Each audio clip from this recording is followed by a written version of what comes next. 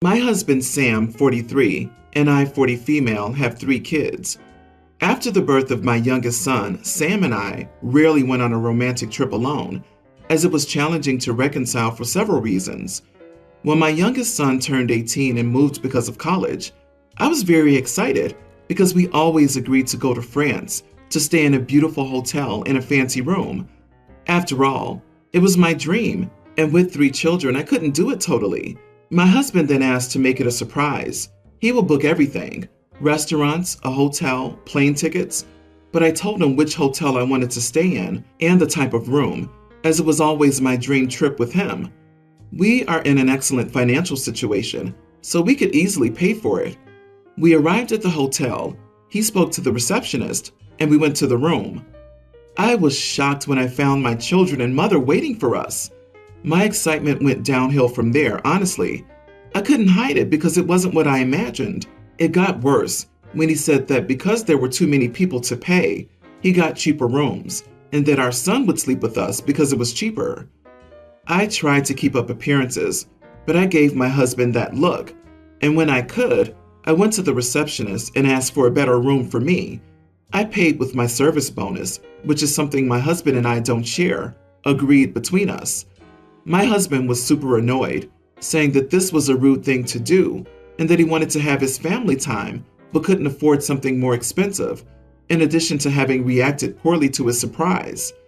It would be everyone's first time, and he wanted to give this moment for the first time at the same time to everyone, so he didn't even want to go to my room. I loved visiting all the places, but having the presence of 5 more people, it was highly discouraging. I love my children, my mother, and my sister-in-law, but it was my dream to have a romantic trip for 2. It's worth saying that every year, except during the global issue, we travel to another country. We've never been to France. The trip was okay.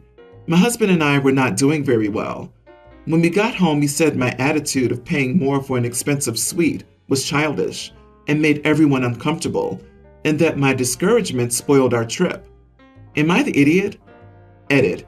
Yes, when I said I wanted to go to France, I said I wanted a romantic trip for only 2. Who hasn't heard of a romantic trip for 7? That's every new empty nester's dream, isn't it? Also, with the mother-in-law, I can't think of anything more romantic. You are not the idiot, but I think paying for a more expensive room is the least of your problems. I would ask him why he invited the others along and think that you'd like it when he knew you wanted and were expecting a romantic trip for 2, but only 1 kid was sleeping with them. LOL. OP, your husband never listened to what you wanted. And inviting 5 other people? Why? Plus your mom and mother-in-law? Because the kids weren't enough? If I arrived at a trip planned by my wife and found my mother there, I would have turned around and left. Also, he's not seeing that sharing a room with an 18-year-old is ridiculous. How? You are in France. This is not some low-budget family vacation. But how did your mom keep this a secret from you? Did she know about the fact that you wanted a romantic trip? And your kids? What's wrong with the rest of your family? It's so crappy. He failed massively at the task. I'm very sorry, it's disappointing.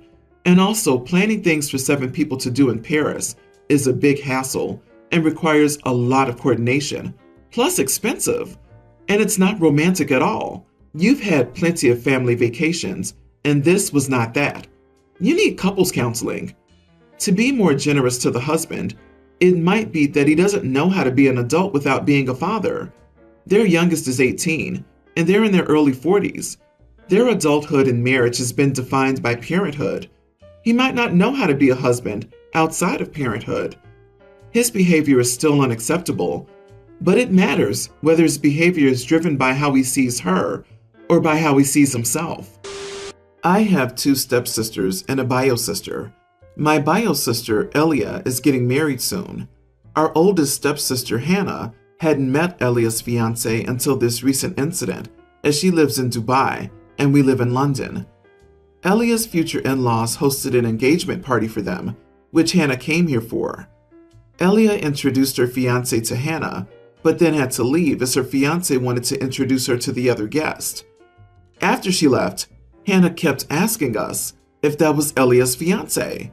My other stepsister kept saying, "I know." Hannah kept cracking jokes about how Elia managed to trick him into dating her and how they didn't match as a couple. At one point, she said she would have thought that he'd want somebody more at his and his family's level.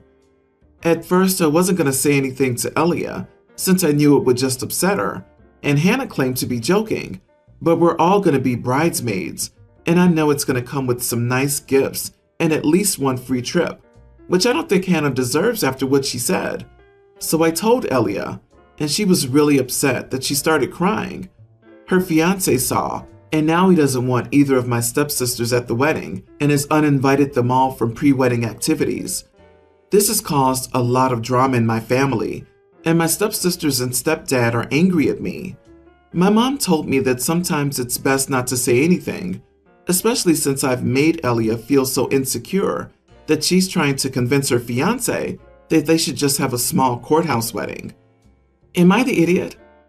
Not the idiot. If I were put in the same situation, I would tell my bio the stuff my stepsisters were saying. How cruel and mean of them. We should all applaud your sis's fiancé for not taking their wicked stepsister crap and standing up for her. Instead, they're just angry that they aren't going to get free expensive crap. Exactly. If they're already saying that at her pre-wedding party, then just imagine what crap they'd be spewing at the wedding. And there would be other people there that would definitely overhear and probably tell the bride then, just as OP did. It's cute that everyone's mad at you when Hannah literally could have kept her jealous mouth shut and prevented all of this from happening. You are the idiot. Essentially, you destroyed Elia's joy in her forthcoming nuptials. She's lost confidence enough to want a courthouse wedding. How many brides dream about a courthouse wedding because you didn't think Hannah deserved the perks that came with being a bridesmaid? Full of yourself much? Whether she was joking or not, it's not your business, or Hannah's, or anyone's but her betrothed to determine whether Elia's good enough to be his wife. Thus, you shared some irrelevant gossip that did no one any good, just angered many people and forever tainted the couple's start in life. No, she shared that the stepsisters were being idiots, which her sister deserved to know before letting them be at her wedding. I would have been so angry if I found out after the ceremony that not only were two of my bridesmaids being idiots to me behind my back, but that my sister knew and never told me. I'd be super upset at my sister for keeping it from me. OP's a hero. I, 20 female, am the youngest in the friend group, 5 not including myself. The rest are between 25 and 27. I've known everyone in the core group since I was born. We lived in a complex. Everyone kind of knew everyone, and since all our families were so close, it was a pick and choose sort of deal. Don't like mom's cooking? Go to Mike's instead. Anyone's welcome. I grew up with these 5 like cousins.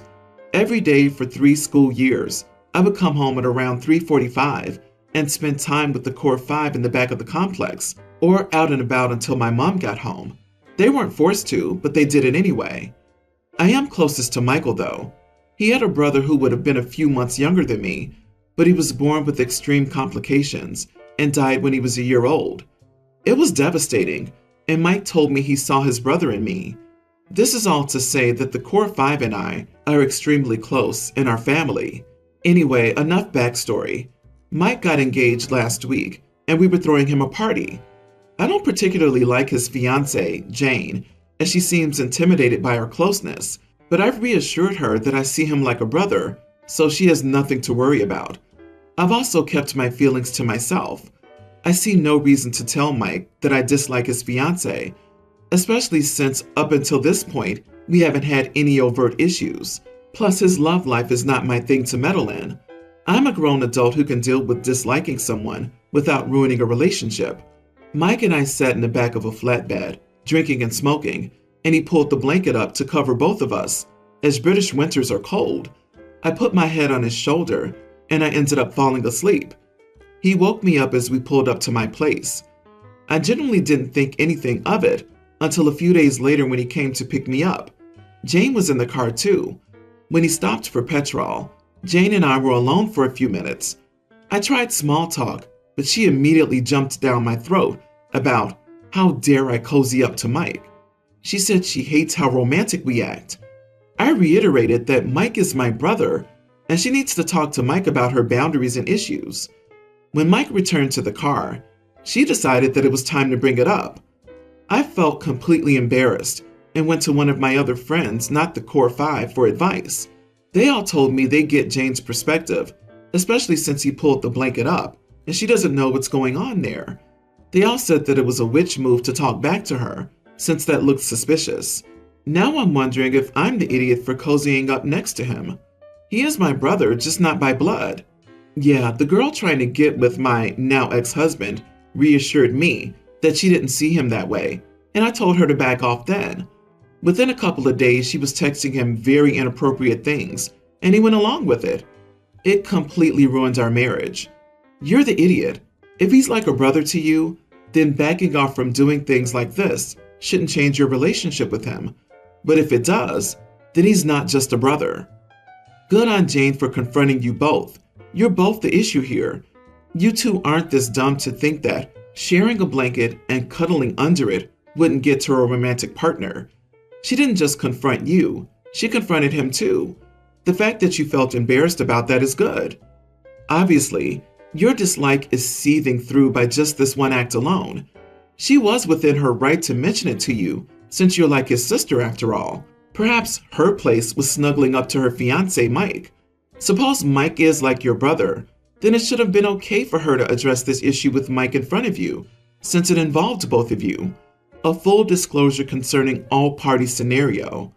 If you were that cold, go snuggle with someone not attached or committed. And to beat it all, this was at their engagement party? OMG, get some boundaries, or you will lose your friend. My parents had two girls, me, nearly adult female, and my sister, teen. I've always felt like my parents saw me as a babysitter and a third adult in the house and expected me to be mature. In contrast, my sister was their baby. They spoiled her rotten. They adore her. She's never wanted for anything, and they do everything to make her happy. I was expected to help take care of my sister for as long as I can remember. She's not special needs, never sick, and wasn't even a preemie, but that was the dynamic that was set up. I remember I'd come home from school, and Mom would have me help feed my sister. She'd have me watch her then while she was in and out of the house. I would be told I needed to play with her if my sister was upset. She'd miss me a lot, and my parents would insist I dedicate my time to her once I was home. We'd go out as a family and she'd want something, and they'd get it for her, but I would be told to act my age if I wanted something. She would get to hang out with friends whenever she wanted and have amazing birthday parties and sleepovers that I was never allowed to have. I also never got to attend sleepovers at other friends' houses. Sometimes my parents would take her to do amazing stuff, and I was left behind. Over time, my sister started to get annoyed by my pulling back when I was around 15. I kept to myself, and I'm moody around them. I don't engage in the family. I take the punishments rather than do chores, since she has none. My parents hate that I won't be the little housekeeper they wanted. My sister has told me I'm a brat and ungrateful for not helping our amazing parents. Over time, it's gotten worse.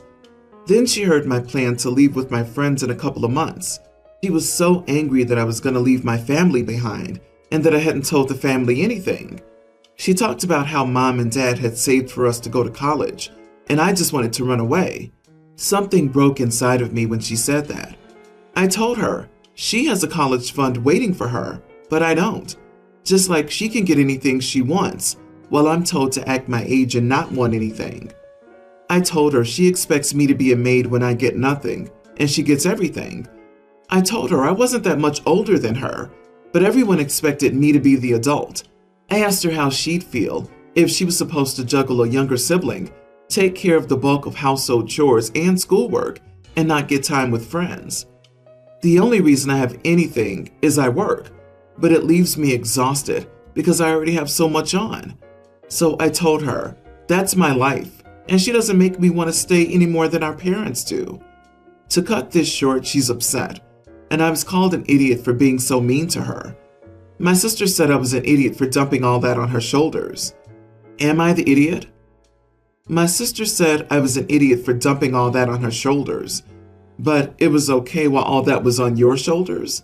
Alone for all those years? It sounds like she needed a reality check, and you need to get out of there ASAP. Your childhood was stolen from you. Don't let them take any more. OP, you are not the idiot. There's a difference between being mean and being honest at a breaking point. You didn't call her names. You didn't say things to insult her. All you did was tell her how you felt all these years.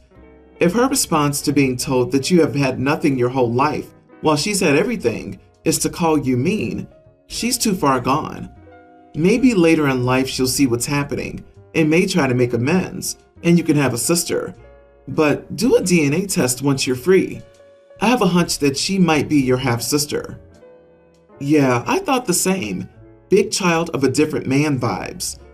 Something tells me that one of the parents had an affair, decided to try to make it work, and unfortunately had their kid at the butt of the built-up resentment. Either that or there's some weird cultural thing where the older sibling is expected to be a live-in maid or butler once another sibling is born, which is still just as messed up. My daughter Hazel, teen, has been going through a phase. I'm not one bit conventionally attractive to say the least, and Hazel's mad at me for giving birth to her and giving her bad genetics. Everything bad that happens to her, she'll blame me. She tells me that I should have never had kids since I knew they'd be ugly and monstrous. It has been bugging me, and I hope she'll grow out of it. Honestly, sometimes she makes me feel bad for having her. I try to be as polite as I can whenever she says these things, but today was my last straw. She was late for school. When she came home, she told me that she would never be late if she didn't have to spend hours putting on makeup to hide my horrid face. I told Hazel I was sorry and that I could pay for her plastic surgery if she wanted. Hazel has been even colder towards me than she had before. But am I the idiot for saying that? You are the idiot. You're the adult, so you suck more for appearing to agree with your extremely insecure teenage daughter that she needs surgery to fix her face. I think that's why that was painful for your daughter. It validated her interior dialogue about how she's ugly. She needs you not to agree with that, ever. Sorry, but what is wrong with you? OP is a parent, yes, but she's also a human. I can understand that the daughter is frustrated, but calling your mom ugly and making her feel bad that she gave birth to you is disgusting. Sorry, but you can't have sympathy for me about this. I can understand how hard it is with these societal expectations, but to say that the mom is the wrong one in this whole story is just wrong. Not the idiot OP. It would be frustrating to be told off by your daughter like this constantly. Also, teenagers can be brutal, so I can only imagine how hurtful it would be to be put down like that continually. I don't think you were the idiot. It probably wasn't the best joke to make, but what response was she looking for? I think you both need to improve your self-esteem, and maybe therapy will help. Honestly, if a kid constantly verbally abused me, called me hideous, and said I was so ugly that I should have never procreated, I may have snapped and told them a lot worse. Teenagers are immature, but they know when they're being mean and cruel. For example, if sis bullied another student because of their looks, there would be no misunderstanding that they knew they were being mean.